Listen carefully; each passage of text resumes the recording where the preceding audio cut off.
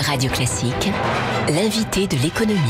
7h19, alors que le projet de loi santé de Marisol Touraine revient cette semaine devant le Sénat, les médecins, eux, ne décolèrent pas contre un texte qui aggrave, selon eux, leur situation. Bonjour Jean-Paul Ortiz. Bonjour. Président de la CSMF, principal syndicat de médecins en France. C'est toujours la généralisation du tiers payant qui vous embête le plus ? C'est une des mesures contre laquelle nous luttons depuis de nombreux mois, pour pas dire plus d'un an, parce que pour nous, ça représente à nouveau un pas supplémentaire vers la bureaucratie et l'administration de la médecine libérale, et ça, c'est pas tolérable. Comme le propose le Sénat, maintenir ce tiers payant généralisé, donc qui ne serait pas généralisé, mais pour les personnes les plus pauvres, ça vous semblerait un bon compromis ? Nous sommes favorables au tiers payant social. Il existe déjà aujourd'hui pour la CMU, la CMU-C. L'aide complémentaire santé est en train de se mettre en place très mal techniquement, c'est pour ça qu'on a appelé à ne pas l'appliquer tout de suite. Mais nous ne sommes pas opposés au principe du tiers payant pour l'aide complémentaire santé. Mais je voudrais quand même vous rappeler quelque chose. Le reste à charge aujourd'hui des Français, il concerne quoi ?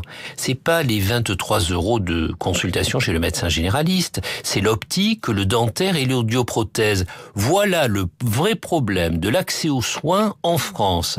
C'est pas d'aller payer 23 € chez le médecin généraliste. Pourquoi diable instaurer un tiers payant obligatoire, un droit pour tous les Français, pour ces 23 €? Madame la ministre, occupez-vous des vrais problèmes. Jean-Paul Ortiz, vous demandez une revalorisation des honoraires justement de la consultation chez le généraliste. On est à 23 € aujourd'hui, vous le rappeliez. Vous réclamez 30 €. Ça fait beaucoup d'augmentation.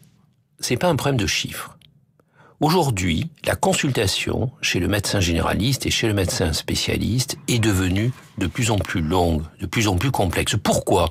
Parce que quand vous avez un petit problème, l'automédication s'est développée. Vous n'allez plus voir votre médecin pour quelque chose qui peut être traité en peu de temps. Qu'est-ce qu'on a aujourd'hui dans nos cabinets médicaux ? Nous avons des patients âgés, de plus en plus âgés grâce au progrès de la médecine, qui associent non pas une, mais plusieurs maladies, qui sont des maladies chroniques. Et ça prend du temps, ça demande de l'écoute médicale, et les consultations sont devenues plus longues, plus lourdes, plus difficile. Et 23 €, c'est déconnecter la réalité. Je plaide pour une différenciation du tarif de la consultation. Selon le type de patient. Mais bien sûr, selon le type de patient et selon le motif de recours, en fonction de critères qui ont déjà été élaborés par les experts. Il y a le temps, il y a la difficulté, il y a le degré d'expertise, etc. Et il est logique de ne pas avoir le même tarif entre une consultation de 10 minutes et une autre qui va durer 3/4 d'heure. L'assurance maladie dit que ça n'est pas gérable d'augmenter la consultation et que par ailleurs, les revenus bruts des médecins ont augmenté de 9% depuis 2010. Commençons par déshospitaliser le pays. Aujourd'hui, nous avons un nombre de lits d'hospitalisation qui est à 6,4 lits pour 1000 habitants, quand la moyenne de l'OCDE est à 4,8 lits. La ministre veut faire un virage ambulatoire. Nous sommes d'accord, mais au-delà des mots et de l'incantation, il faut y mettre les moyens. Or, aujourd'hui, nous avons un tarif de consultation qui est pratiquement la moitié de la moyenne européenne, qui est à 47 €. Voilà la réalité. Donc, vous proposez de faire des économies à l'hôpital plutôt qu'aux médecins, si je traduis bien vos propos. Monsieur Piron, nous les avons déjà faites, les économies. En 4 ans, la médecine de ville a sous-exécuté, j'ai bien dit sous-exécuté, l'ONDAM, l'Objectif national des dépenses d'assurance maladie, qui nous était attribué d'environ 3 milliards d'euros. Vous avez dépensé, entre guillemets, 3 milliards de moins que l'objectif assigné par les autorités. Qui était prévu dans la loi de financement de la sécurité sociale. L'an dernier, grâce à la maîtrise médicalisée, nous avons fait 109% des objectifs de réduction qui nous ont été donnés. Voilà la réalité des chiffres. Pourquoi diable continuer à pénaliser la partie qui est vertueuse et continuer à laisser filer les dépenses que l'on ne contrôle pas au niveau de l'hôpital, parce qu'il y a un déficit abyssal pour des raisons d'organisation et de structure de l'hôpital public qu'il faut résoudre. Tant qu'on ne résoudra pas ça, nous n'arriverons pas à avoir un système de santé de qualité, efficient, accessible à tous dans les meilleures conditions. Jean-Paul Ortiz, il y a un autre gros problème auquel la médecine est confrontée, c'est ce qu'on appelle les déserts médicaux, qui se conjuguent avec une crise des vocations apparemment. De moins en moins de jeunes veulent s'installer en libéral aujourd'hui. D'abord, les déserts médicaux sont des déserts tout court. Quand l'État s'est désengagé de la gare, du collège, de tous les services publics, effectivement, c'est difficile de faire qu'un médecin s'y installe. Deuxièmement, il y a une crise des vocations pour la médecine libérale. Parce qu'aujourd'hui, notre métier est un métier difficile.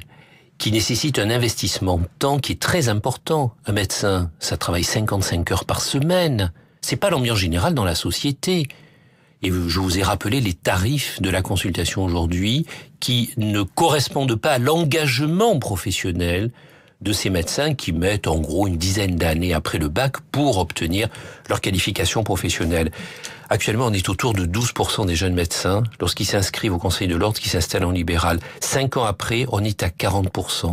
Voilà la crise des vocations. Il faut absolument revaloriser ce métier. On est passé de 40 à 12, c'est ce que vous nous dites? C'est-à-dire, quand les jeunes médecins s'installent, il y en a 12% qui s'installent en libéral. Quand on regarde la génération 5 ans après leur inscription au Conseil de l'Ordre, il n'y en a que 40% qui sont en libéral. 2, c'est 12. Voilà, ça passe de 12 à 40. Donc, il y a quand même un énorme problème de crise des vocations parce que les médecins en ont marre de faire de la paperasserie, de l'administratif. On veut soigner les patients, on veut décharger de ça. Est-ce que vous savez qu'aujourd'hui, seuls 60% des médecins généralistes ont une secrétaire?